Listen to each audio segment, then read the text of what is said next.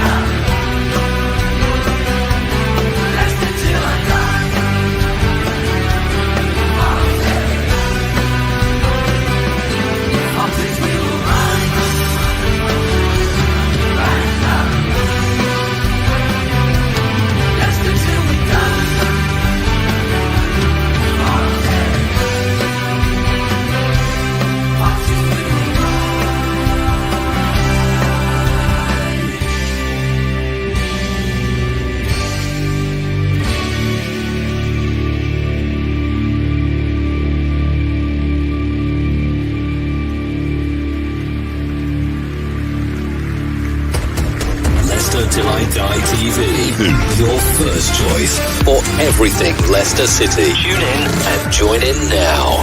And now, here's your host. Right, Chris. All right, welcome along. It's Leicester Till I Die TV. Welcome from me and Mini-Me there. How the devil are we? Two managers have gone in 2 days. Steven Gerrard, and I can see Brad wiping his eyes and getting the tears out as we speak. And Barrett Clough has been sacked by Northern Ireland, and yet Brendan's still there. He's got more lives than Liz Truss. But then again, who hasn't?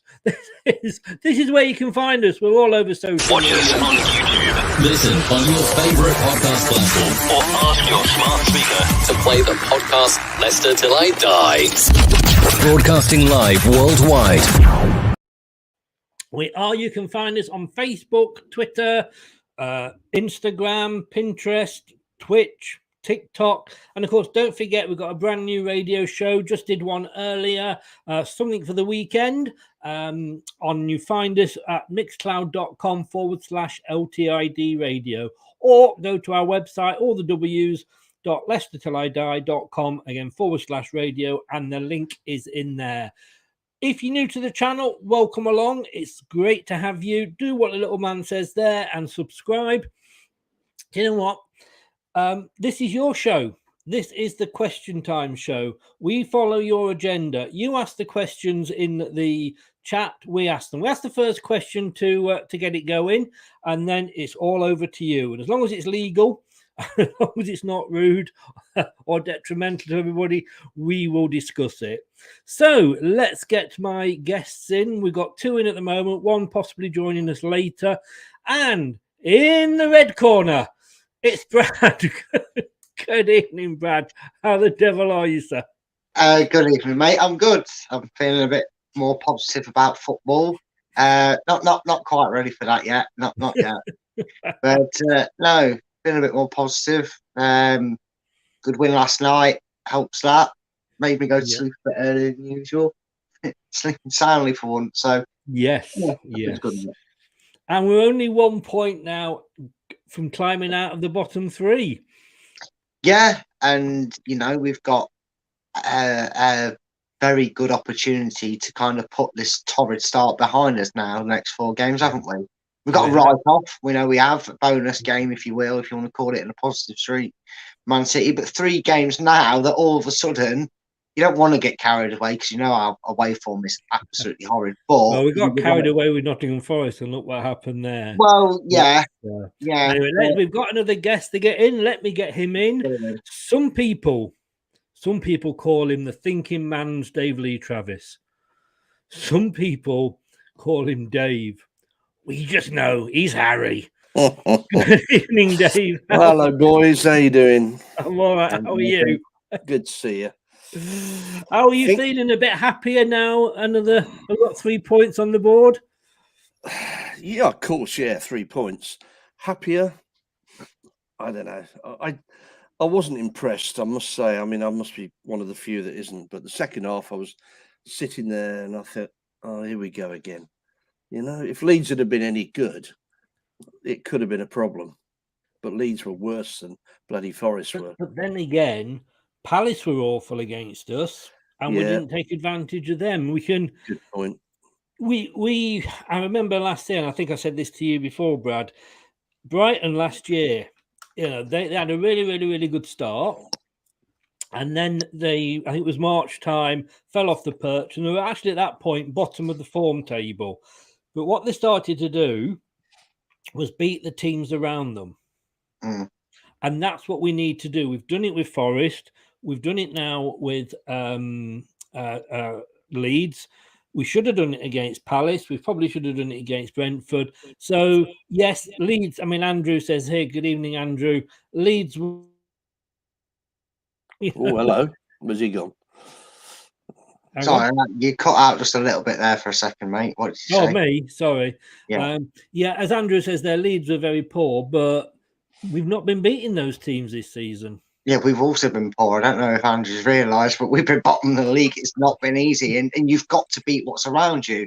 You know, this has been a far cry from what we're used to saying. You know, normally we want the performance of the result around right now to a certain degree. Obviously, I want to see some form of performance, obviously, because you're not going to win without any form of performance. But right now, given our situation where we're in, Chris, I think the performance matters. And I can understand a little bit of frustrations, but with the results and weeks we've been having in football, whether it put my heart at ease or not, you know, to see a sturdy and very well done job, I think we have to give ourselves a lot more credit for not allowing Leeds the freedom, because they had a lot of the ball and kept going back with it. They kept going back with it. So, yeah, we have to take some credit. 3 clean sheets at home in the last 3 games. That's something to go on. Their manager is being booed, Dave. Makes a change from ours. Well, yeah, but it was just a fine line, isn't it? As you say, that hit the bar. It could have been the other way around. I don't know. I don't know whether it's me, whether I'm losing that excitement now, because it's the same. Oh, we're not playing with the excitement No. that Brendan brought in. You know, when he first came in, we had 12 type football, which was boring, which was slow. And he came in and he made it exciting, but that's gone. That's disappeared. I mean, Brad's right what he's saying, but you think of what we've done, we shouldn't be thinking that way, should we? We should be thinking, you know, we can batter these teams. We can do this. I mean, I've watched it back a little bit on the telly, and Yuri Tillemans was talking pretty good stuff. I mean, you can't say he's not dedicated to the club. Okay, he's on the way, but he's giving everything. And he was put into the back 5 to cover. Now, that's all right, but I don't know what Samari was doing. They don't seem to have people in the right place. You know, Samari was that sort of holding defender, wasn't he? And Mendy was brought on instead of him. And you think, well, who's doing what where? I mean, don't know. It just seems all disjointed to me. Let's just enjoy the 3 points, though. Yeah, love that. While we can. But look, yeah. We're going to go to questions. And if you've got, guys, if you're watching, you've got any questions, stick them in the chat. Like I say, keep them clean, keep them legal, and we will discuss them. The one I'm going to start with this week, we always start with one, and it's Andrew has already mentioned it as well. My man of the match the other night, I mean, everybody was going for Faze, and yeah, they had a great match, but was Dennis Pratt. I mean, he had an absolutely fantastic game in my eyes.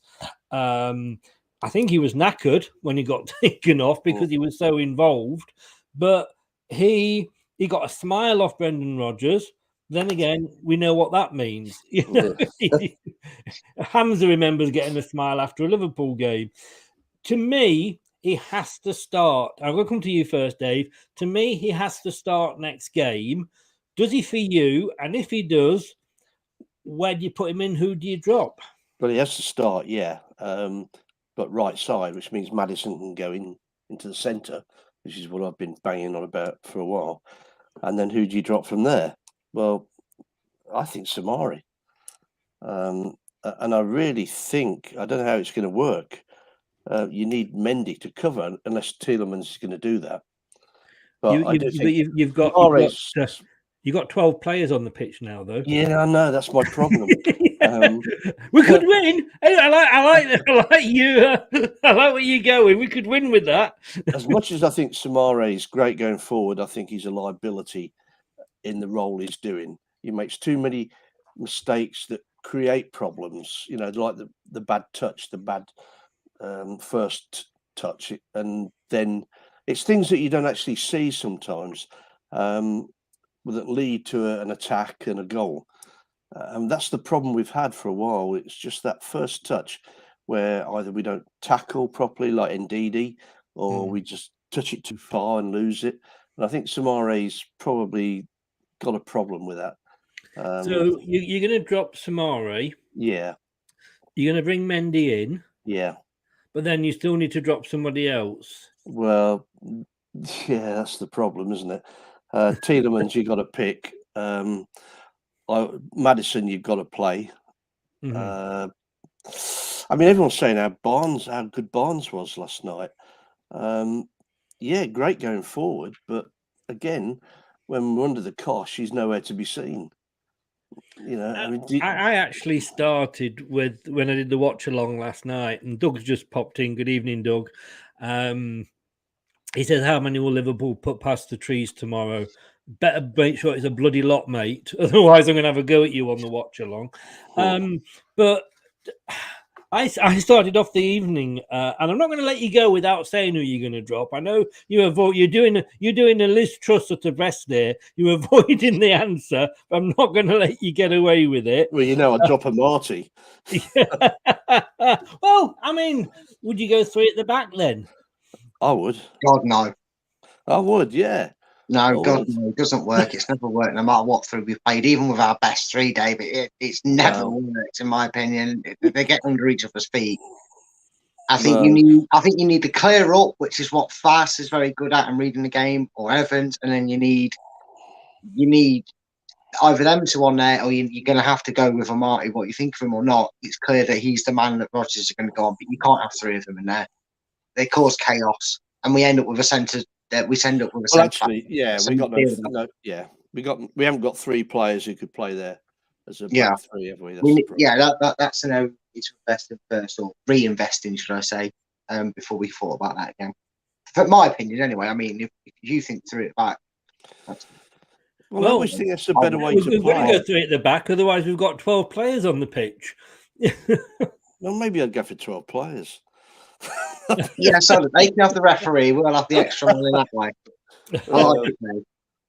Actually, I thought the referee had a half decent game last night. He did, actually. I thought he did all right. You know, I think he was consistent. That's the way to say it. Whether it was good or bad, at least he was consistent, and I can take that from ref. To be fair, as long as he's consistent throughout. In fairness, I didn't find myself, and I said this to Doug on the watch long. I didn't find myself talking about him too much, which to me means he's had an okay game. All right, I don't think we're going to get any further. We've got Dave going. He's dropping a Martin, going for 3 at the back. Brad, Pratt's got to start, hasn't he? And if he does, where and who do you drop? To be honest with you, the thing is, whoever you drop, you're losing something. You're either losing that anchor man role that Samore and sorry, what did you say? Anchorman? Yes. Oh, sorry, I thought you were talking about Perez and said something else. Well, I just said a lot worse.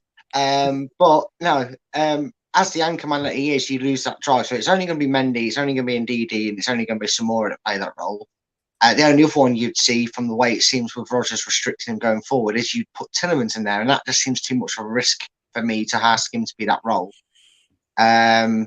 So for me, it's only Tielemans. He's the only one you can drop. Dewsbury Hall is not going to get dropped.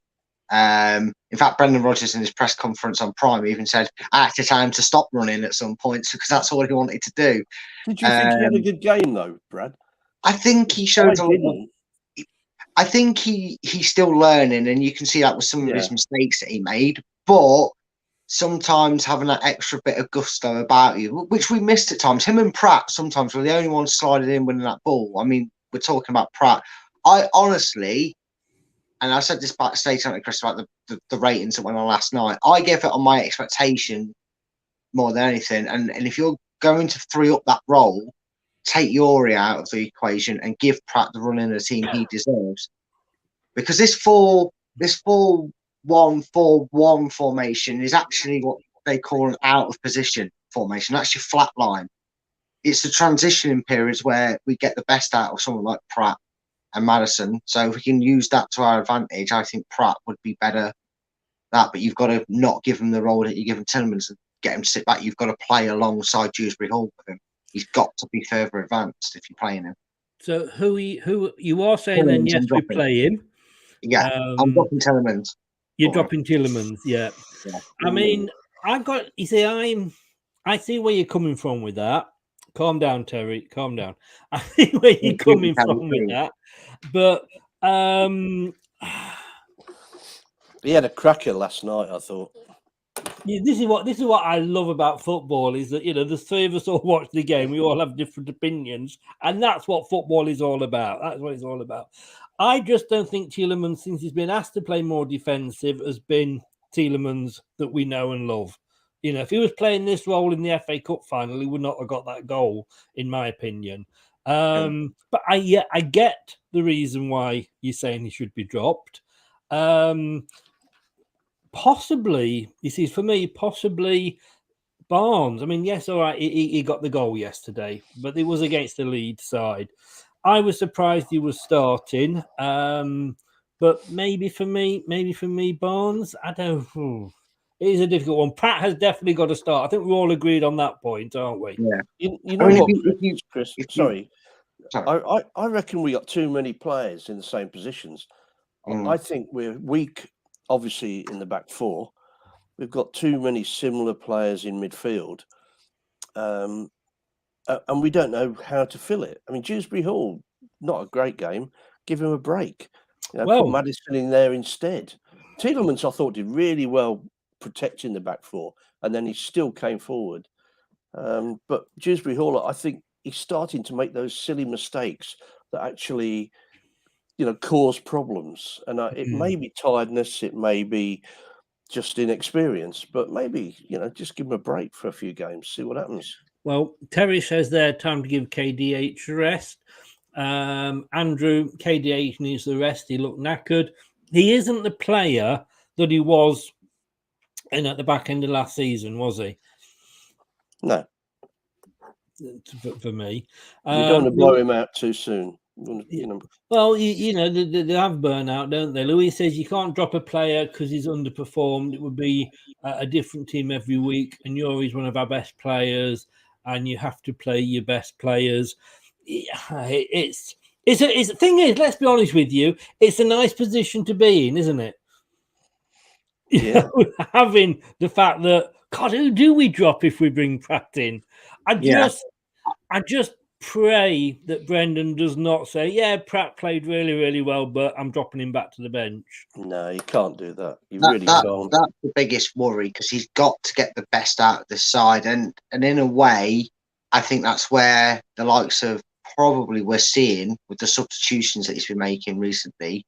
This is where Mendy and Samori are going to try and grab their opportunities by the scruff of the neck. And fair play, I think Samori's done really well. And we've said this a lot about him, but I do feel Mendy's been a little bit hard done by, but he only plays one CDM, so he's not going to get in. But, you've got to keep that squad attitude going. And I think something we've been crying out for years is now available to us full time. Firstly, an extra body in Pratt in quality. We've got these players now. We don't have Europe. This is the best time to use that rotating system to the best of our advantage, because we now have seen enough. They've got game time to trust these guys to take a rest, like Terry said about KDH. I wouldn't be opposed to him giving a rest because last year's in Chris, we were screaming out for him to get rested when Brendan said he was going to make change, and he ran them into the ground. And maybe that's a lesson learned from Rodgers himself. So whether he's managed to learn it or not, we'll see, won't we? Because if KDH goes out, we'll hopefully see that plays. Terry says here, Samara and Tillman stopped the counter last night very successfully, not pretty at times and rash tackles, but they were effective. Will Rodgers change these two on Sunday? Well, that's that's what we've just basically been talking about, isn't it? And I like Mendy, but I like Samari. Yeah, there's only one way to decide this. Yeah, I think he's got to exploit the 5 sub rules that these big boys have been crying about. Why not use it to his advantage? 60 minutes. If someone's getting 30 minutes here and a start and then coming off after an hour, and all of a sudden they feel more included, like they're actually doing something and not going, oh, well, Madison's back. If he can use this to his advantage, you can see it, Dennis Pratt. If he doesn't start, but he comes on with 60 minutes to go and he gets an assist, he's going to be buzzing to want to play that next game all of a sudden and not dreading playing that next game, thinking, oh, I'm going to get 12 minutes against Chelsea or something like that. This 5 sub rule can be an advantage to these so-called non-6 elite. You know what I mean?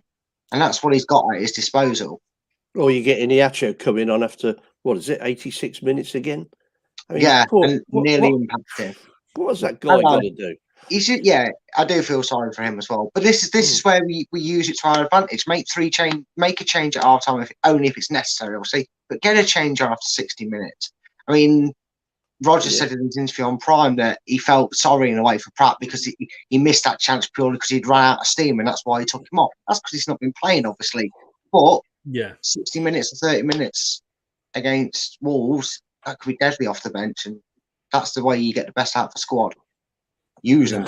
He's not going to play 2 up front, is he? No, sadly that dream has died on that horse. We're all going to have to die on that hill for that one season, I'm afraid. Mums is in. He says, has he gone yet? No. But I won't throw back at you because you're a Man United fan. Has that big baby Ronaldo been kicked in the arse and out of your club yet? Because he is an embarrassment, an absolute embarrassment. And you're talking about, I'm a Leicester fan here, and I can remember Keith Weller refusing to come out to play second half of a game. So it is embarrassing. But Ronaldo, I don't care what he's done for charity, how good a player he is, he needs sticking down in the under 10s if he can be. He wants to go. He's just... we can't be having this. This is player power gone mad, hasn't it? And Munzi, in fairness, does agree. Did you see his tweet? Saying, it's arse licking. Pathetic, wasn't it? It's just... I thought that tweet was just for him walking down the tunnel early. But you can't have players refusing to come on, can you? No, I didn't realise that until later, Do you know what gets me about it is he only signed for them when he realised the absolute pace and he was going to get off his social media if he'd have signed for Man City. Yeah. Yeah. And he probably should have, because the United fans now would have started going, well, don't give a toss because they'd have got Haaland. And I think he'd have been sat on the bench there, to be honest with you. So maybe they escaped. Maybe they should have let Man City win that one. I know they didn't like it when Tevez did that, but maybe they should have let Well, I get Ronaldo wants to be in the Champions League. He's not got many years left. He wants to do the best. But, you are being paid by Manchester United. And it will be interesting to see Eric Ten Hag has said nobody's got to face the consequences. We'll see. Well, it sounds like the consequences. He don't play on Saturday or Sunday. Yeah, if his ambition was to play and play in a team, not just play in the Champions League, but win it. With the greatest respect, why did he go to Manchester United? They're a club in rebuild.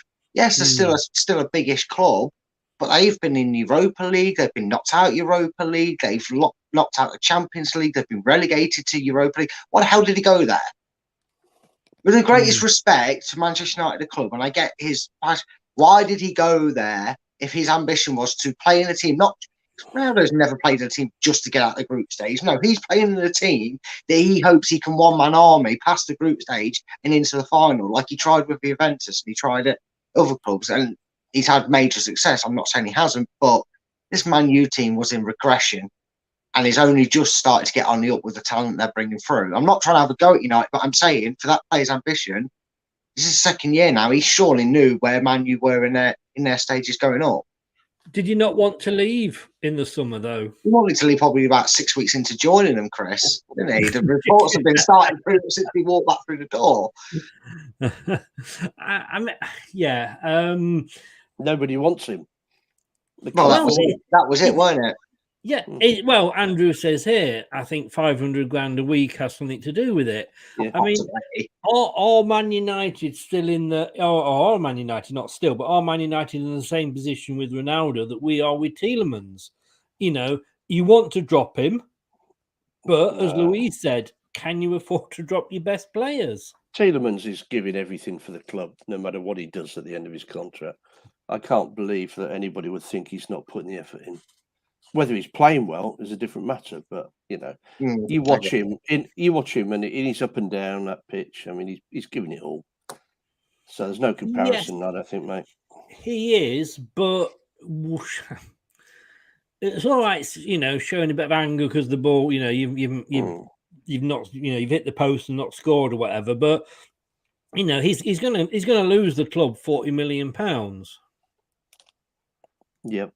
Because he just won't sign a new contract. And like I say, the easiest thing to do, because contracts aren't worth the paper they're written on. He could sign a contract that says, I'm allowed to talk to any club that comes in with 20 million plus, or any club that's in, you know, the Champions League or Europa League.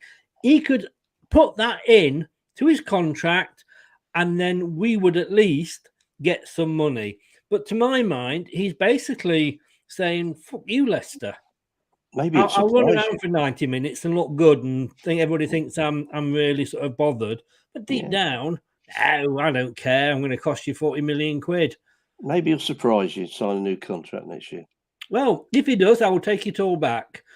But I don't think he will. I don't think he will. You never know.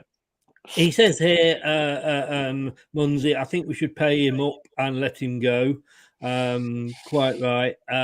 I don't know if Mike's coming in, but if you're coming in, Mike, come in, because we are about to move on to another subject, and then it will be gone. Actually, save my midfield dilemma, though, wouldn't it? Yes, it would. I'd only have 11 men then. I mean, he's Pratt the natural successor to Tielemans. Yeah, I think he is. Yeah. Just needs a chance. He's not had a chance. I mean, you can't, you know, really, he was on loan last year. He's hardly got a game this year. You can't do that and expect that. In fact, to be fair, the performance last night was incredible considering. I mean, you think a couple of the moves he made and the goal, he sort of, not many players would have done that, you know, getting that sliding pass. Yeah. And as you say, he was working all through the game till he went off. And I think he's brilliant. Yeah, no, totally. We're going to have to move on, Mike. Terry says here, and it's a good point, my only wonder, did all the Belgian lads play 110% because Martinez was there? Yeah, I would have done. Can you come to every game, please? Do you think that's why Brendan picked all of them? Yes, it's 4 now. We've got 4 in the squad. Yeah. And just be honest with you, they all had a fair. Well, I know people are saying Tielemans possibly didn't, but I thought they all had decent games. Yeah, I thought Tielemans was right. Did you, Brad? Are you still there, Brad? Yeah, I am. My internet just keeps cutting out of soft. I don't know what's up with it, so I'm trying to fix it. And you don't want to see me darting around trying to sort that out. That's apologies. I'm getting what I can. I think we should start inviting all the national managers. Let's get the Welsh one here. Let's get the Ghanaian manager. Let's get because they do perform. I mean, I think I said to my dad, the only one I wouldn't would be Southgate, because I think I said to my dad against Crystal Palace with a determined but frustrating afternoon for Maddison, and that was don't invite Southgate, because every time Southgate shows up, Maddison can't seem to get himself going. So leave the England one where he wants, ignoring Southgate, but get all the rest there, because they seem to turn up, don't they? Yeah. Danny Ward looked good, didn't he? Well, funny you should mention that, because I was about to invite Mike in. I don't think his camera, I think, is working. Good evening, Mike. Evening. Hi, Mike. We're just about to discuss Danny Ward and being a true Welshman. Then again, I guess somebody's got to. Just wait till the quiz, Chris. Just wait till the quiz. Well, yeah. I mean, Newport. I'm struggling with questions, mate. You might have to go for Not just that one, the World Cup one as well. I'll win them both. Yeah. We'll see. I mean, you're pleased. I mean, do you think who took over from Ward when he was injured in the Wales squad? Wayne Hennessy. Do you think Ward has done enough? And I don't know sort of how much you've seen of him and what have you, but do you think he's done enough to get the number one shirt back? Well, the problem that Ward got is when he was injured and Hennessy came in, Hennessy had 2 blinders against Belgium and the Netherlands. So it was very hard to sort of Netherlands and Poland, I think it was, or Belgium, Poland. And he had 2 very, very good games against Poland. He was saving shots from Robert Lewandowski when he wasn't on the floor diving around, that was. And then for Belgium, he was saving shots from Lukaku, De Bruyne, and he was really commanding his goal. He was doing everything that Danny Ward has done for the last 2 years for Wales. So you kind of feel bad because Hennessy got over 100 caps for Wales. He was the a big player for us in 2016 in that run to the semi-finals of the Euros. So if it wasn't for those 2 games from Hennessy, I think Danny Ward would have walked straight back in. But I'm not sure now because, unfortunately, obviously, I don't really want to say this, but Ward's not, he has left or let a lot of goals in for Leicester this season, which doesn't help his cause. You noticed that? Yeah, I did.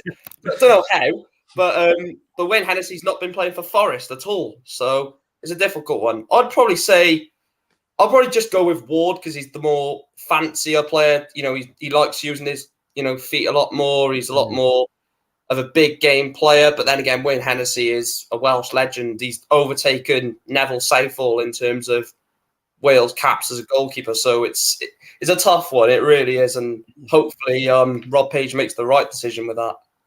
Dave, I mean, are we now seeing the true Danny Ward? I mean, as I always say, any goalkeeper, and actually talking about Forest, because I was on the show earlier, I actually watched, not the one that you were on about, Dave, but I actually watched a thing on YouTube.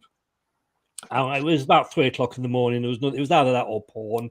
So anyway, I watched this thing on Forest. I should have watched the porn. It would have been more exciting. Well, rather than Forest, Peter Shilton used to sort of say, like, he was saying all the saves, and Kenny Burns, who was a defender for Forest, was saying he had bloody nothing to do because we stop all the balls, and that is true of a goalkeeper, isn't it? A goalkeeper can only be as good as the back 3, 4, 5, whatever it is in front of him. Yeah, I've always been a supporter of Danny Ward, even when goals were rushing in. I don't think he's been at fault for that many, not as many as people think. I did see the Welsh games, and Hennessy was incredible, and you couldn't possibly drop him from those games. Absolutely, it was a quiet night for you, was it, Dave? No, it's blooming good games actually, but I remember Shilton saved Leicester from relegation for a few years and then succumbed to it. And of course, the era before that was sensational. But I think you have to have a solid back 4, and we have not had that.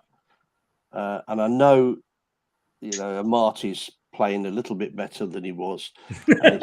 Very, very, very nicely put, sir. Yeah, but you do as a goalkeeper, and I know I've played in goal for years, and you need your back 4 to know what they're doing, and you need to be able to talk to them and communicate with them. And what I've seen is Danny Ward being a nervous wreck, not knowing what's going to happen next, whether Marty's going to lay him short on a back pass, whether he's going to miss the ball. I think was that Leeds or Palace. he let the ball go under his feet in the first 5 minutes. You know, I mean, that's no confidence at all. So he needs decent back four. And I think with Woot, I think that's incredible. I mean, the guy is an amazing defender. He's what we've been begging for. And I think if Johnny Evans can get his form back, because I'm not sure Johnny Evans was playing that well before he got injured, but if he can get his form back, then we've got a chance. Well, the good news, and you're going to love this, is that Evans is going to miss Wolves, but Amati should be back and fit, ready to go. Sorry about that. Brad, if you're with us, there he is. The second coming. The second coming, which is always good if you can manage it. Danny Ward, are we seeing the real Danny Ward now? He seemed to do everything, come off his line. I saw him shouting at the defenders. He made a pretty good save as well. And he did a Schmeichel sort of star save in the corner, right near the post. I thought he had a bloody good match. I know it was just Leeds, but well, just Leeds, just anybody at the moment doesn't really matter in this division. You know, we're seeing even the promoted sides are putting up a fight, unlike these Norwiches and West Broms for the years gone by.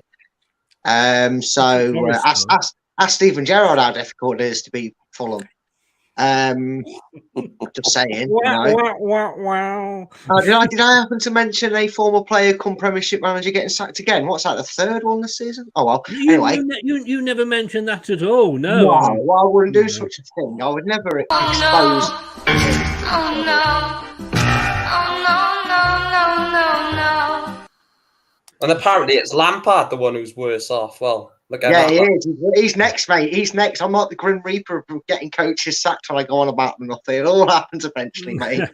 They should go on VAR. That's what they'd be good at. Well, yeah. Better than these referees. I have to. Very true. I have to agree with what Dave said. In terms of, he's played really well with a defence in front of him. We've seen it. It might not seem it having only 8 points this season, but we've seen it when in these last couple of weeks, and that's something to be pleasing about in terms of he's actually had defences organised, and he seems preemptive. I think he actually preempts Amati, giving him a short back pass. He's almost his positioning is actually far better than this. He's not as quick and as sporadic as Castro, but I actually like it. He actually fills me with calm when a corner comes in. He's eager to get that ball. You hear him, keepers, and you even saw there's no panic like there usually is. And I've got to bring it up as amazing as a keeper he is. There was a little bit of panic when it came to Casper collecting the ball because defenders were like, do I trust it? I'm going to let him get it. But Danny Ward, it's all right. He's got it. He's called it. Yours to go, and he distributes it well. He's not going to do it. And I think he's done really, really well these last few games. Apparently, there's a good documentary on Nether Southall coming. Is that on the Food Channel by any chance? I know I like Neville Southall. He makes me look like Twiggy. That's saying something. Can I just say something, Chris, about the goalkeeping? I heard something, I don't know if it was today or yesterday, on the telly about a goalkeeper and how the defence get to know him. And they were talking, I think it might have been talking about Schmeichel. The defence knew when he was going to come for a ball and when he wasn't. Well, I never remember him coming for a ball, really. So that means the defence should have been used to getting rid of the ball. Now, I don't see our defence ever doing that. And I think what Ward has done now, he's taking command of that, 12 yards area and not afraid to come out and get the ball. And for a keeper, that's brilliant. Yeah. They've definitely changed how they do it, haven't they, Dave? Because they sit off and hold the players off to let Danny Ward have a free chance to get the ball. Whereas with Schmeichel, you felt like they shielded the ball to make sure he could collect it. Whereas they seem to be turning and facing and holding the defence off, so it is easier for Danny Ward. Yeah. I noticed he's had a lot of luxury with the ball at his feet. You don't feel as panicked as when Schmeichel had it sometimes. No. Mike, are you surprised? I mean, Brendan Rodgers at the start of the season, favourite to go. I kind of was waiting to see how he started. Last season, I accepted the injuries, and he did all right with what he had. Awful start, wanted him gone. Are you surprised he's still there? More lives than Liz Truss, hasn't he? I knew he was going to try and get the Liz Truss thing involved, but when you look at some of the managers that have been sacked, I generally there's a couple that had to go, like Gerrard. Someone else is going to say another one there, which I can't think of, but there's a couple that I don't think deserve to get sacked. I think Parker could have turned it around. I think he was only sacked due to the sort of the way that he come out in the media, which what he said in the media was awful. But as a coach, I thought he could have kept Bournemouth up, or at least give it a right good go. And the fact that Brendan was still in the job at that point when it was getting really bad, some of the things he was saying in the post-match analysis that he was saying, like what you mentioned, Chris, after the first day of the season, the players were tired, but I think he only made 1 or 2 subs. Then about inexperienced team against Arsenal, and then proceeded to lose to Southampton, one of the youngest Premier League sides fielded in the Premier League. And just the stubbornness, I thought it was just going a downward spiral. I am shocked that he's still in a job, but football can change very, very quickly. A defeat to Wolves and he could be gone, or victory against Wolves, and some fans will say, is he turning it around? So yes, I'm shocked. Is he very close to going? Absolutely. I think it is one game at a time. If he loses against Wolves, maybe they might pull the plug, but I'm not too sure what the fans in the grounds are saying. Because obviously the Villa fans were very quickly turning against Gerrard, with Gerrard out, Gerrard get out of our club chant. I don't know if that is sort of stopped at Leicester. I know it was loud away at Brighton when you lost 5-2. He went over to clap the fans, and they were basically booing him and telling him to basically turn around and go back and not get on the team bus from Brighton.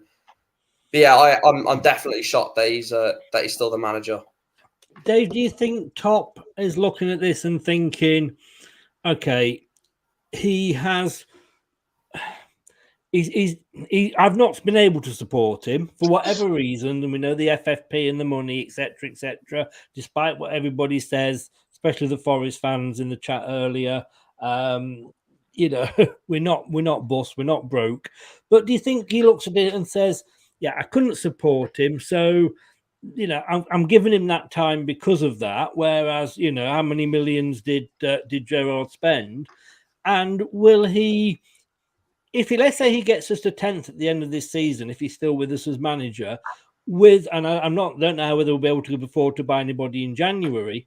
Do you think he would then stay, or would you want him to stay if he did that with the team that he's got now?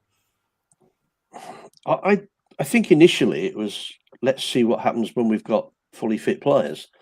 Because as we all know, last year was, playing with half a team. I think we had 5 or 6 injuries in the back four. So I think this was, well, okay, Brendan, now you've got your team back. What can you do? And I think as it's gone along, I think Top's probably thinking, what the hell's happening? And then you get the Forest game, of course, and you think, well, why didn't that happen previously? And now he's thinking, well, who the hell replaces him? Because there's nobody out there really that should be any better. The frustration of the the players he picks and the substitutions and the tactics. I don't know whether we've forgotten that now or whether we just have lived with it now. Because I still think he's playing people in the wrong position, and something's going wrong with the backroom staff as well. Now, you imagine sacking everybody there and bringing in who? Dyche. He's the only one that I'd want, I think, because he could get these players going, and what they need is a kick up the backside and say, right, God, you're playing for this club, go out and play for this club. I saw even last night, the second half, a lot of strolling, a lot of sauntering back when we looked to have 4 or 5 in their half when we were defending. Perez lost the ball and walked back as if he was just walking the dog through the country lane. Why? same question to you though, Brad. I mean, if he can get us 9th, 10th, 11th without any new players, would that not be enough to give him another? Well, he's still obviously got the seasons on the contract, but would that not be enough to say, yeah, okay, let's see what he does, and now we can go and buy new players? Yeah, I think so. I mean, the problem is, and I can understand with the greatest respect exactly where Dave's coming from, because it's still not brilliant. It's definitely papering over some cracks that we need to get up to speed quickly. But there has been changes, and God only knows I've been frustrated by being away or not having the equipment to do so that we haven't been able to do a tactical show, because I've been itching to say that the improvements actually there isn't going to be one this Sunday either, mate. I know. I'm having me COVID booster. Yeah, it's like getting a new toy and being told you don't know how to play it for about a week and a half. You've got to wait till you get home off holiday. Wait till Christmas, young Brad. Wait till Christmas. I know. But our set piece coach has been vital in what he's done, and it's kind of putting the mockers on that stupid tweet that someone put out after he'd been there probably about as many hours as there were goals in the game against Spurs or Brighton, whichever one it was. He'd been at the club that long, and you can see it, the way they hold the high line defensively and the way they move forward. I've talked about our tactics in the past, Chris. I said we seem to panic and we seem to get 3 or 4 players go towards the ball, and that's where they're leaving the gaps. It might look, and I would normally agree with Dave that Perez is just a lazy, low end of the table Premier League player that isn't of top 8 standard. But I think they're trying to reinstigate some, take away the panic. Get back, reposition, calm yourselves, get in, get settled. Because there's no point 3 or 4 of you chasing it, because all you're doing is making that pitch even bigger. And we saw it against Leeds. Yes, they had a lot of the ball, but for 15 chances, that save that Danny Ward made the one he made offside, which he had to make was a good save, but that save at the near post, I don't remember Danny Ward having anything to do. And if we hold on to a 2-0 with that seam of comfort and ease, I'm more than happy to see that as a platform to rebuild. The confidence and the crispiness in the passing and everything else will only come naturally from going to Molineux, getting a win, taking what happens at Man City, but then going to Everton and West Ham and getting a result. Not necessarily 6 points, 4 would be good, but taking 2 draws would be good, because then you've got momentum. You're looking at it on a bigger scale. And then if all of a sudden we go into the World Cup and we're 13th, but we're only a point or 2 off being in the top half, I think that's it. You look at Wolves. They've scouted around trying to replace their manager, and now they've signed their assistant, because they've gone, actually, shit, no one's actually interested. And I think maybe our club, Top's going to look like a genius if this pulls off, doesn't it? If it does in the long run. If this pull, he's going to look like a genius and going, look what Arsenal happened. Arteta had to suffer with no money, but once we've got the funds back available and going, and that's where Rodgers will really prove himself. Time will tell. We could lose the next 3 and Rodgers could get sacked. But right now, that's what we've got to be looking for to come forward. It's not going to be pretty. Back in July, like I say, Brendan was the favourite to be sacked, number 1 favourite. Evans, you can probably even get that good an odds at one point. First manager to be sacked, Robbie Stockdale from Rochdale, followed by, that was in August, followed by Michael O'Neill at Stoke City in August, Alex Neil at Sunderland in August, Scott Parker at Bournemouth in August, Jimmy Floyd Hasselbank at Burton Albion, Thomas Tuchel at Chelsea, Graham Potter obviously wasn't sacked, some of these. Danny Schofield at Huddersfield Town, Steve Morrison at Cardiff City, Paul Hartley at Hartlepool United, that's handy, Wayne Brown at Colchester United, Liam Rossignol at Derby County, Paul Warne at Rotherham United, Rob Edwards at Watford, there was a surprise, Arveladze at Hull City, Bruno Lager at Wolves, Chris Wilder at Middlesbrough, Matt Taylor at Exeter, Kevin Betsy at Grimsby, Steve Bruce at West Brom, Rowberry at Newport County, McSheffrey at Doncaster Rovers, and of course last night Stephen Gerrard at Aston Villa. And that's not including Michael O'Neill, the Northern Ireland manager.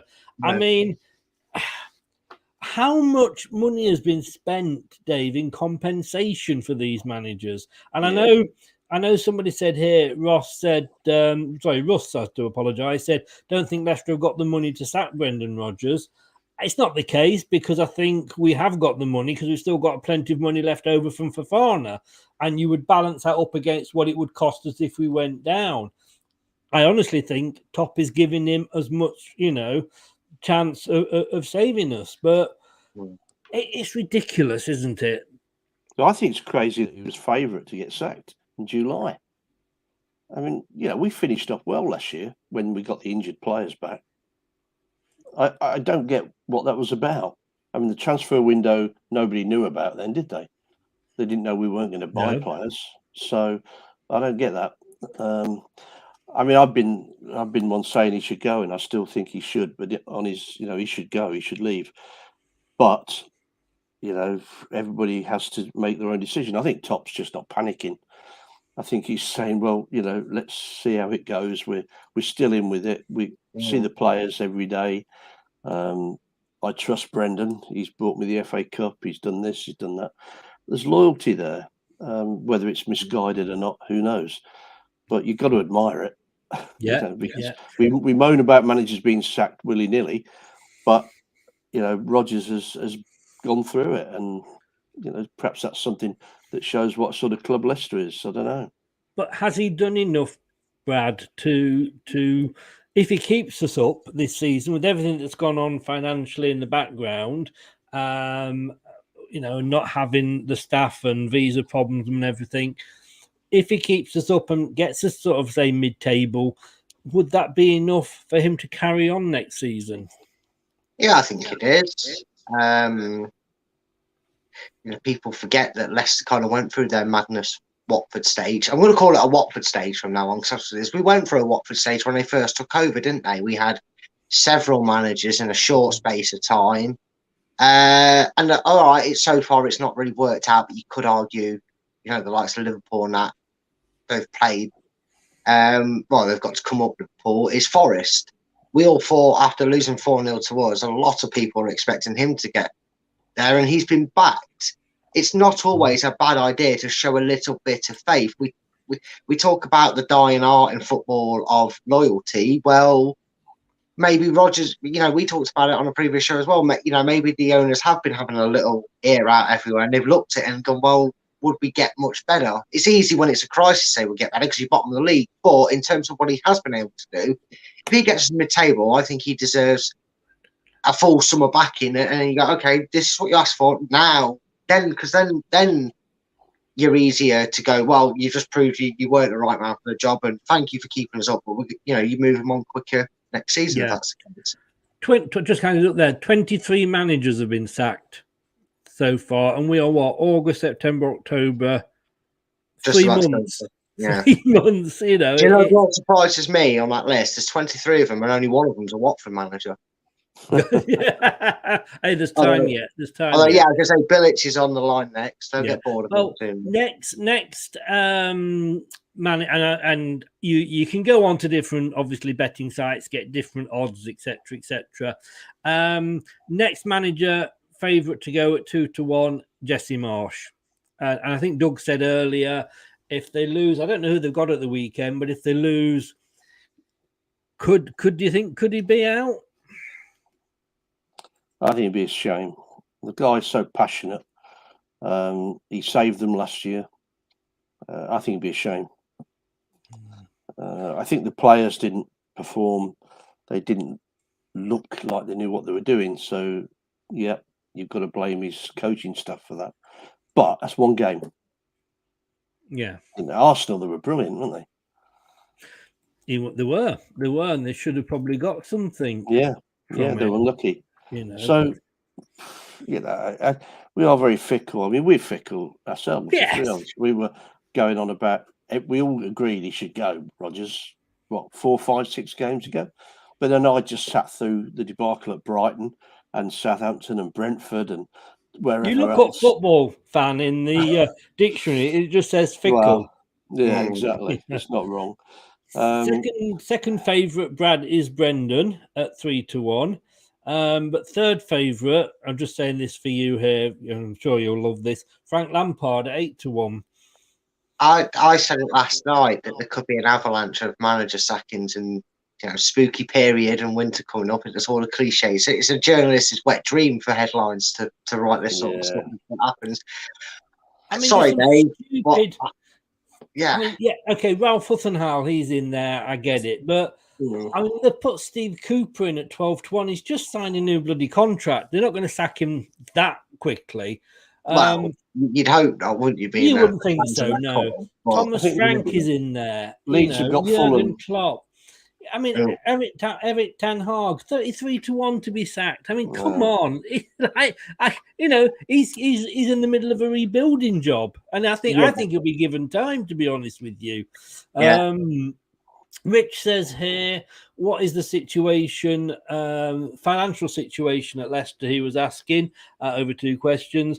To be honest with you, Rich, it's down to FFP at the start of the season that we had a bigger squad than we were allowed to register. We couldn't offload the players. We had to watch the FFP in case we got into Europe, which obviously we're not going to now, but we didn't know that at the time. So it's about managing the club correctly, and we have to. And I forget this as a fan. And we always say, don't we, Dave? It's the results-based business, but it's all about keeping a club intact. Look at Leeds. Leeds rode the dream. It failed. They ended up only just coming back recently. Derby County now spent fortunes trying to get out of the second tier. It is all about keeping the club going. And I suppose I'd sooner have a team, yes, in the second tier would be disappointing, but still have the team than have no team at all. We're building a brilliant future, and I'm just kind of sad. It's probably going to be another 10 years maybe before we see the benefit of it. But he's doing the right thing, no doubt about it. You're right, we can't afford transfers or high wages because of the fair play, but we can build a damn big stadium that's going to be big enough. Last night didn't look very full, did it? Talking about that, there's a lot of gaps there when I was, seeing around the stands. TV and 8:15 kickoff on a Thursday night is not a good idea. No, it's not. But you've got Amazon, Murad, and you've also got the cost of living. Yeah, you have. You've got Thursday night. It's ridiculous. All-night charity thing. What gets me is right. Somebody might have this simplest answer. You guys might even know it. Why is it every time it's Amazon? I know they're contracted to 3-4 lots of fixture lists a season because they put more on there. Why is it contracted to like midweek? I don't think we've ever had an Amazon Prime deal on a weekend. Why is it all of a sudden that? I think it's not BT, just because of the World Cup. It always seems they get. Amazon usually have that week around Christmas, don't they? When it's I think it's the week before. I think it's purely because of what BT and Sky have got. Tied up, and they've come along and said, right, Amazon, we're breaking the monopoly, we've already broken it a bit, giving some more to BT. They're going to get it. Facebook are probably going to get some next season. Surely their best thing to do, I suppose it's more for neutral, isn't it, as well, to try and get neutral tied up in it, because if you only put it on for the fans of the actual club, you'd put them on a Tuesday. I suppose, as honest with you, if I wasn't watching Leicester Leeds last night, would I have watched Fulham Villa? No. That's what they're doing, is putting every match on within a week, so every fan's getting a chance. All the Leeds fans that couldn't travel to Leicester could watch the game. But we've said it many times. Oh God, it's Man United again, or it's Liverpool again. You do get a chance to see every team. I've just got to say, I love this, Brad. I just want to see Brad's reaction here. I'm just gonna make the screen full size because I want to see. This is next manager odds for Leicester City. Dave, just sit back and enjoy this, will you, mate? Because this is for Brad. Thomas Frank is 9-4 apparently. Sean Dyche 3-1. Pochettino 11-2. Benitez 7-1. Oh, Emery 10-1. It gets better. That's not the one. Huthenhall 10-1. Bielsa 10-1. Fuck Nisselrooy off. 14-1. Scott Parker 16-1 along with Ole Gunnar Solskjaer. No, come back. It gets better. It gets better. Roy Hodgson 25-1. Roy Hodgson. But this is the one. This is the one for you, Brad. 33-1. I know you like a bet. Look at your North Macedonia. Go and get a fiver on him becoming the next manager at 33-1. John Terry. Oh my lord! Oh, you fuck off! What's this? United? Is this fucking Manchester United on Dream Team or something? Giving out these odds. Do you remember that show? Does anyone remember that Manchester United, the fake Midland side? Oh yeah, making all sorts owners and whatnot. Tickle the piss. Where's Steve Bruce? Where's the legend, the man that himself at 22-1 or something like that? Where's Steve Bruce?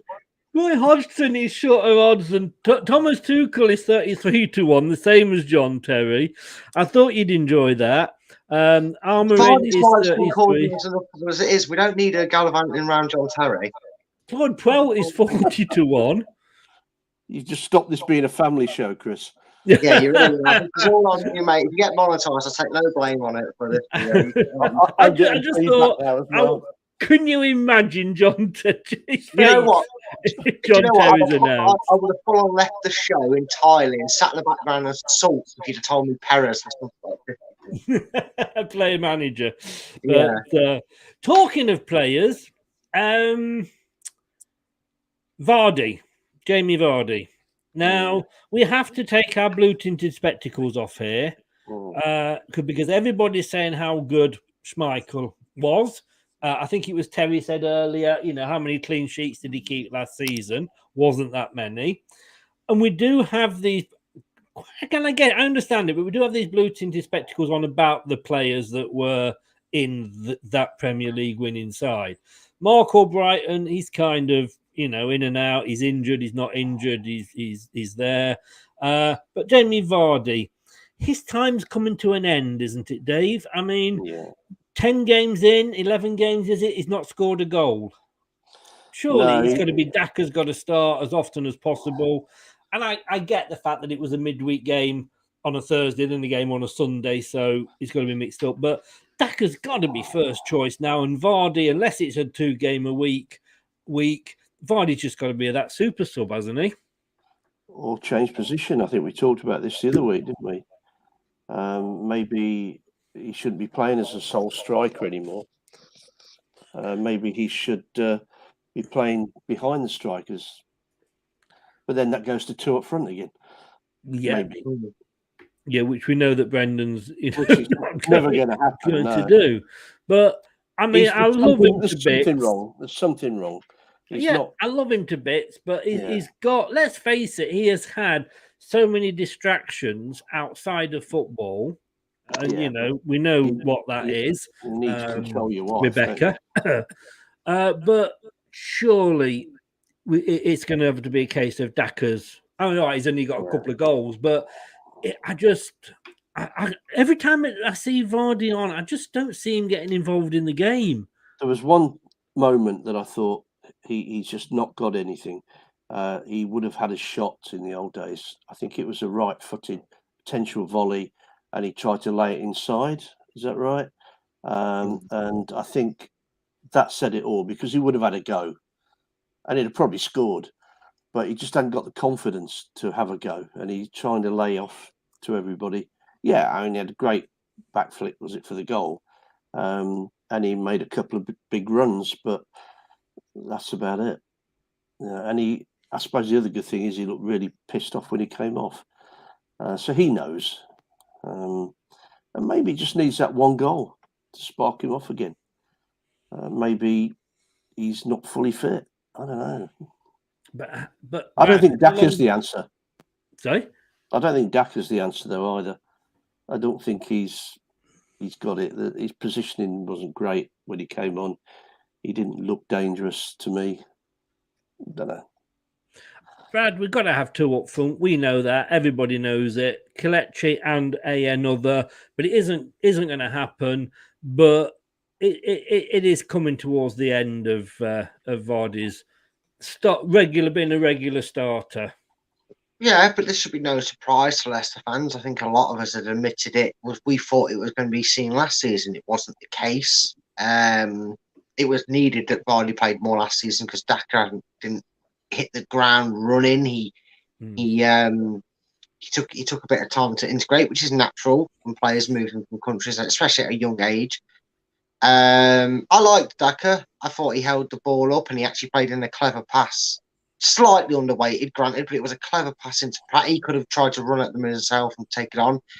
I think the new style talked about hearing Roger saying that we're not doing enough in the box. Yesterday the 2 goals, and there was nearly a second own goal in that situation from that Castagne header.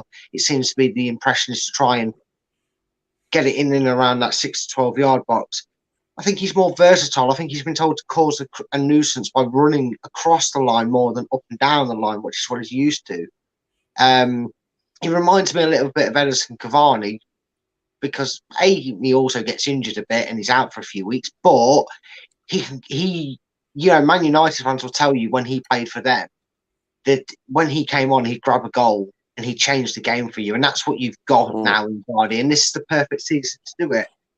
We'll see once he leaves us, either at the end of this season or next season when he, has his goodbye season or whatever, before he goes off to, we're guessing, America to his football club. What remains to be of Daka and Nacho as a 2 or a 1 still. But whilst this case is, I'm happy to rotate Daka and Nacho and as a starting pair, and give Vardy that 15 minutes. And like you say, Chris, unless there's 2 or 3 games in the space of a week, he doesn't really start that much because you're going to have to do it at some point. Otherwise, they're going to be behind the 8 ball and Vardy's going to be gone. Oh, just reading here, this is trying to see who it is now on Leicestershire Live. Jordan Blackwell, a good friend of the channel, comes on occasionally and does shows with us. He had Jamie Vardy with a 5. He made the runs in behind to win lost causes, which were important in City relieving pressure when Leeds were on top. But bar his flick for the second goal, he was poor on the ball and didn't connect well with his teammates. Maybe, like you said, he needs that Inacho between them. Then when we look at what Daka said, perhaps he got a 4. Perhaps because his teammates were too tired to support him, he struggled to link play and get the ball down well. He didn't pose a threat either. And then Kelechi Inacho, he had the fans chanting his name, but was not on the pitch for long enough to make an impact, which is what you said, Dave.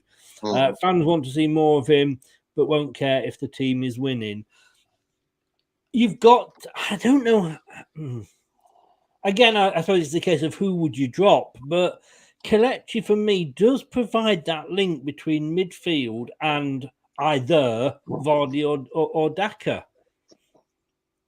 Well, yeah, I mean, he's not really a striker when he does that, is he? And that's what he is. He's a striker, but he plays really well in that in-between spot.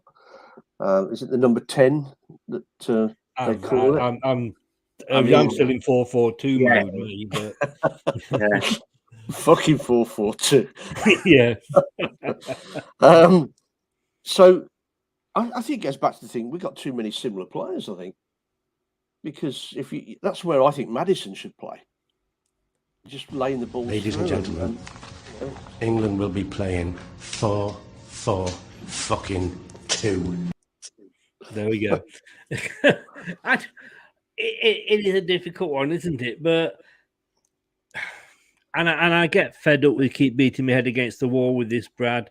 We know how the 2 strikers work together well, Vardy and Inacho, and he does make a difference when he's come on and he's got the time to make a difference. But then again, like I say, if you do play him, who do you drop? I don't think it's a case of drop. Again, I think it's that using the power of 5, if you will. Yeah, I've been trying to think of as many 5 punts as I could there. But you've got 5 substitutions for a reason, and we've frustratedly said it all season. He's using 1, he's using none, he's making no changes to 7th minute, he's bringing on 2 players on 88 minutes. The last couple of weeks, he seemed to get them right.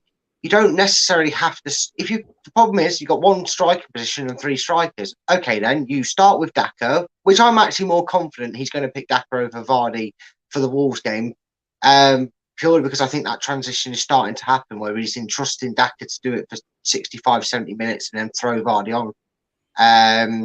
But then you take off a knackered Maddison. You reshape, you reshuffle, you take off a knackered Dewsbury Hall, you take off a Yuri Tillemans, and you shuffle the pack a little bit.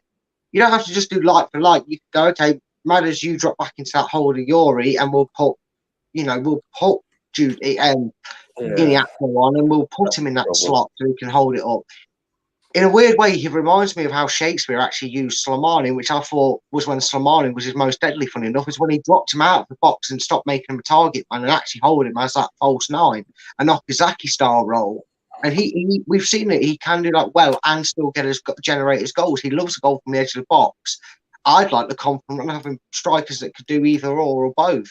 One that can do the hustle and bustle like Tony Cottee used to do from 6 yards out, and one that can twat it from the edge of the box and it goes in. He scored a good lot of goals and some good goals, bearing in mind, against the edge of the box. So it may not be a case of who you drop him for, it's who do you bring him on and how do you reshuffle the pack, and that's how you're going to have to do it. That's the problem. Rodgers doesn't do that, does he? He brings on carry on. Yeah, maybe yet again that horseshoe up his arse, Dave. He's about to stop and get a sack, and he's gone, okay, I'll give him the stubbornness and do what you want. Yeah, maybe. We'll see. He'll go back to the old ways next season, no doubt, and frustrate. Oh, yeah. But have we played 2 up front? Have we played 2 up front since Brighton? We haven't, we? And I know Brighton was a disaster in the end, but it was a damn good start. No, but as soon as Kelechi came on, he set up a goal. Well, they were both looking good, and I don't know why he's not done it again.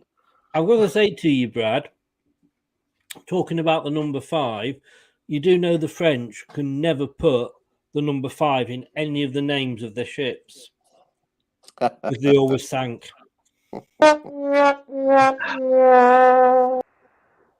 Oh, come on, please. That was...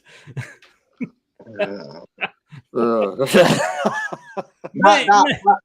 joke. Maisie, help me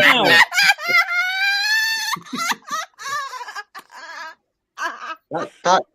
No, sorry, Chris, but that joke had one thing in common with the Titanic. It went down and people regretted getting on the joke.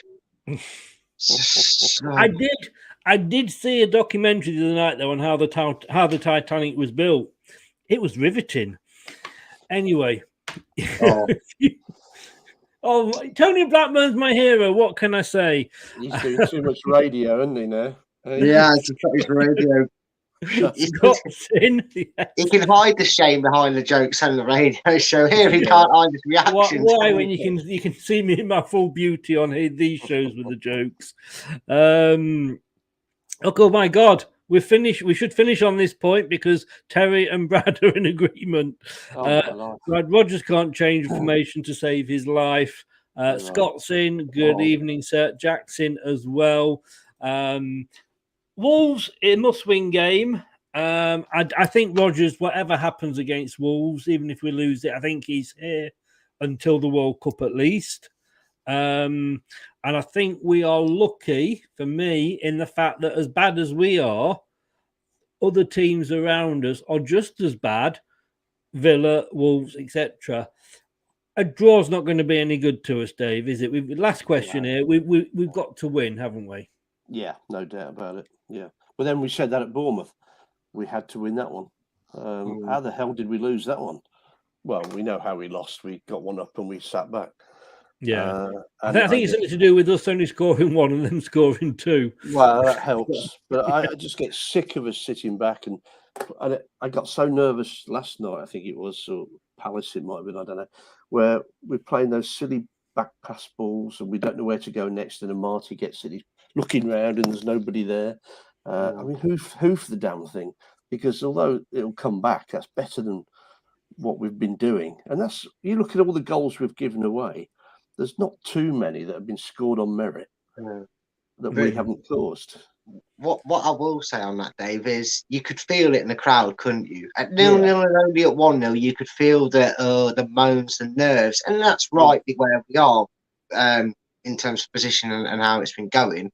but it wasn't so murmuring that when we were keeping the ball and passing it around and recycling with 2 minutes to go, because it was like, oh, we're eating down the clock. That's when it looks fabulous. And it's a funny old game, football, isn't it? Because we've got 1 point less than some of the managers that have just lost their job. Yeah. But it shows you how perspective is, because Leeds, I think, had 7 points out the first 3 or 4 games and have only picked up 2 points since.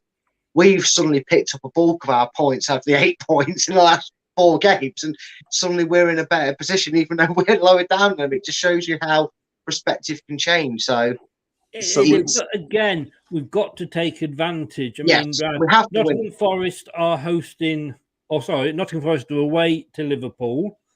So you would imagine that Liverpool are going to get a bag full. No disrespect, Luke. Leicester, we're playing. Sorry? I was saying, for fuck's sake, Klopp, you've got 1 job. Yes, yeah. Even Fulham did it, Klopp. Come on. Leicester, obviously, and Wolves are playing each other. Villa have got Brentford, which won't be easy for them. Leeds have got Fulham, and Everton have got Palace. I think Leeds will win that one. Fulham are not good travellers up north, are they? But Leeds are shit, mate, and so is the manager, in my opinion. That's what I was going to apologise to earlier in the show for, because I really don't rate Jesse Marsh at all. I don't think Chris ever picked up on that hint, so don't let him know. I've never really rated him. Nice guy, though. Yeah. So, again, I mean, Chris Sutton's gone 1-1. No, he's a prick, isn't he, to be honest. Yeah, not even just on this channel. I think Leicester fans in general do not give a monkey's toss what that comes out of that Trollops mouth. No. Well, you know, he should face Mark Lawrenson. We used to say exactly the same about Mark Lawrenson. What was he doing at Leicester anyway last night? Sutton. Who was he commentating for? Anybody know? I think it was Sky, because their highlights package, I think, was Chris Sutton on the commentary. I know he's normally BT, isn't he? But they weren't involved. Might have been them, but I remember one. They all get highlight packages, don't they? Yeah. Alan Shearer was there, so I guess that was for the BBC, you know. No, he was on Prime. Was he? Yeah, he was. I didn't have the sound on, so I don't know. Yeah, he was our commentator for the game. And you know what?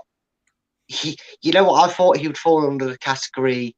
I think he's a great part of the presenter part of Match of the Day and the way he analyses games at times. But I honestly thought, he's going to be another McManaman and Minoan on the mic. But you know what? He didn't say much. And I think you could tell he's not really sat in a commentary box too often.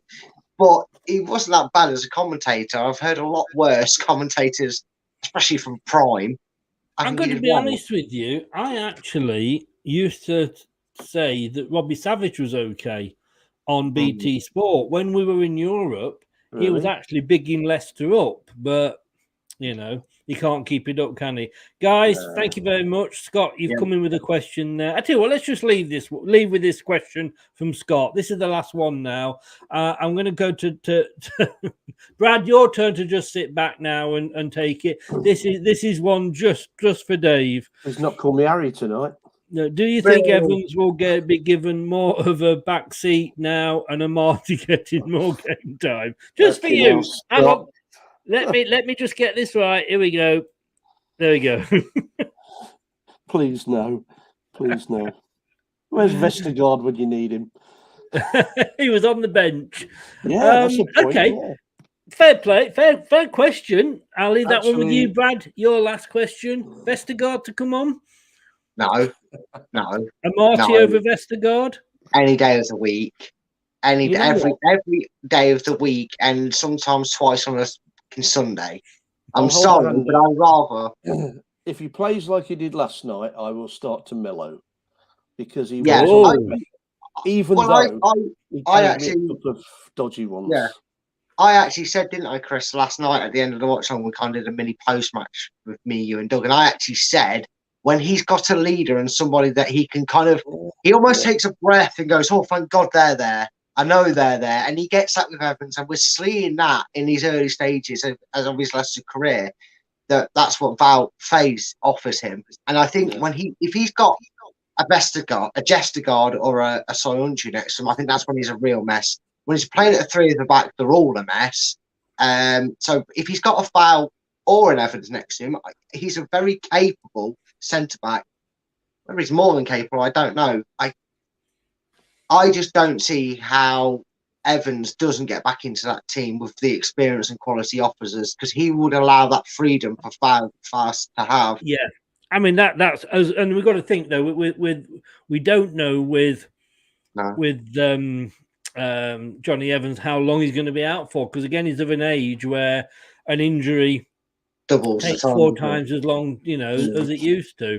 We're at that age, aren't we, Dave? Yeah. We know what it's we know what it's like. Yeah. I just want to look and just see. I've lost the player ratings. I just wanted to see what Amati got. I think he got a 7, actually. I think. There we go. I just want to see what he got. You could also put Brad right on. Put Brad right on this. We had a back. Oh, he got a 4. No, he got a 4. If we had a back 3, he wouldn't get in the team.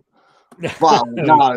Well, no, because I think let's give Vestergaard a chance. Come on. You know what? He kept a clean sheet against Stockport, was it, whoever we played? Yeah. I noticed how nobody was flapping to get him in the side, but they were willing to kick Danny Ward out for Iverson for keeping him. Indeed. But no, on a serious note, I will get one cocky statement in for this night turning the show up. One thing that you can say about Leicester, they know how to replace a centre back, don't they? It seems. We had We had Maguire, replaced him well. All right, he turned into a bit of a giant rat, but he went for good money. We got the Belgian David Luiz now. I tell you, the David back. One thing we have been getting right in over years is we know how to replace a centre back, and that fee seems to get less and less that we end up paying for them. Cannot argue with that bit of business. Who found him? Avoid the French. Guys, thank you so very much. It's been another I love this show. Like I say, one of my favourite shows, Question Time. Really appreciate you coming on. Dave, yes, I have not called at you apart from in jest right at the start. We bow to your radio knowledge. How can people listen to you? Just go to surreyhillsradio.co.uk and click on Listen Live. Oops.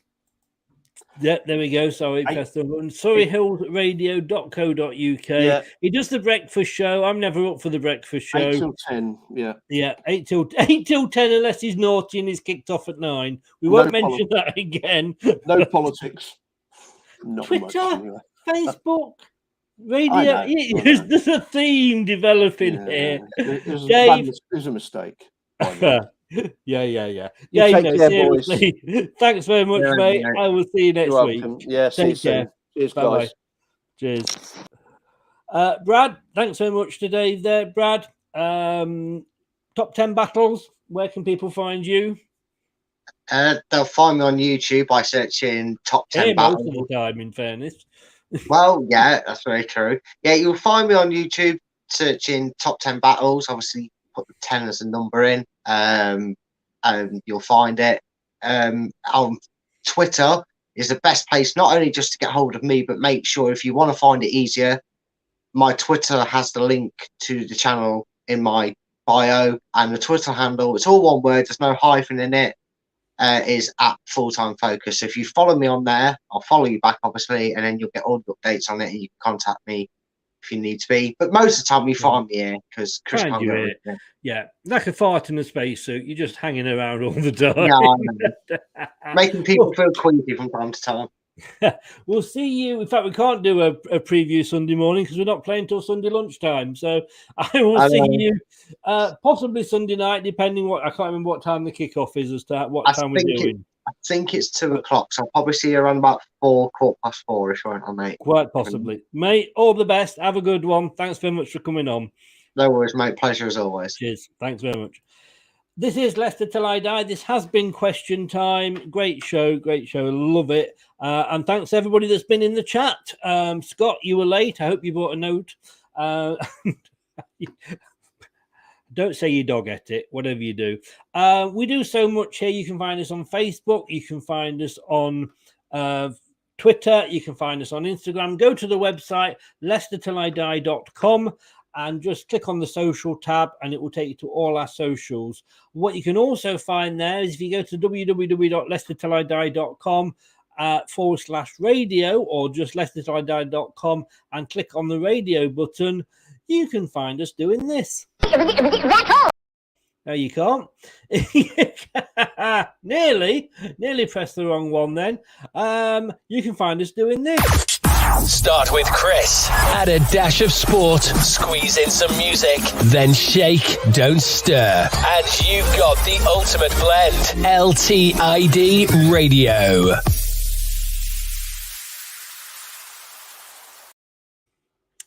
I was forgetting, and I nearly mentioned this. Apparently, Hibernian were playing St Johnstone tonight in the Scottish Premiership, and it's the first game with VAR. Now, I know I joke about North not getting electricity, but they've only just got VAR. What can I say? 7-1 Rangers. Guys, I will be back. I'll be back tomorrow on the Dugout Football channel watching Liverpool absolutely pummel Nottingham Forest. It's got to be at least 5 or 6-0 just for the crack. Yeah, thanks very much for watching. If you've been listening, thank you for lending me your ears. You can have them back now. Go and wash them out. I will see you all tomorrow at 12 o'clock on the Dugout Football channel. Take care, guys. Thanks for everything as always. Like, subscribe, do all your bits. You know it really, really helps the channel. Good night. That's all, folks. Thanks for watching Leicester Till I Die. This is Chris saying goodbye and see you next time.